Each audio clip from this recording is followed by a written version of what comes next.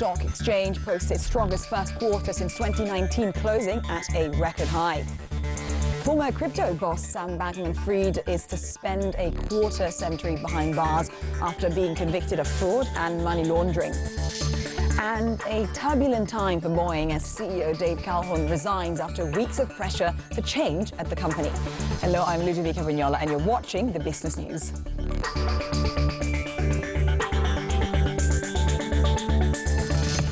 In the US, stock exchanges closed near fresh record highs, posting their strongest first quarter performance since 2019. Now, the Dow Jones was up 0.12% and it reached 39,000 points, while the Nasdaq ended at 16,379.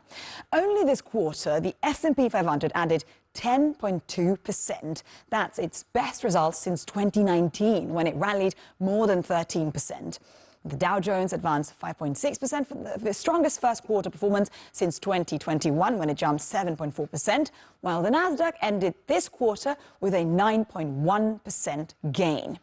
Driving the gains this quarter and also this month has been Nvidia, last year's market leader due to the artificial intelligence craze. Its stock soared 82.5% for the quarter and 14.2% in March alone. Let's bring in Nadia El-Bilassi. And now let's take a quick look at some of the top stories from around the world. Former crypto mogul Sam Bankman-Fried has been sentenced to 25 years in prison for stealing billions of dollars from his exchange platform FTX, one of the biggest financial crimes in U.S. history. Prosecutors had wanted a 50-year sentence due to the enormous scale of Bankman-Fried's fraud. Tulay Kalyun Hasnetarolu has more.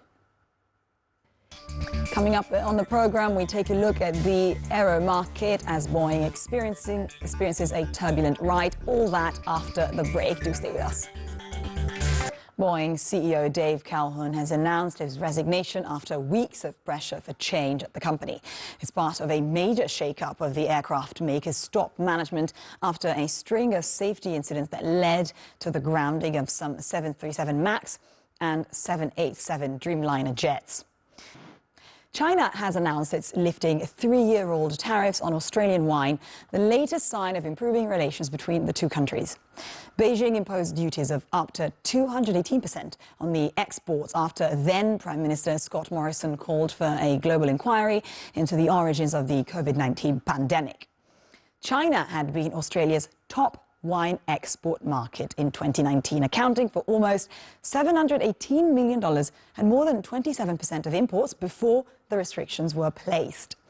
In the first half of 2023, the trade dropped to less than 1%, putting the cost of the tariffs for Australia's economy at $13 billion.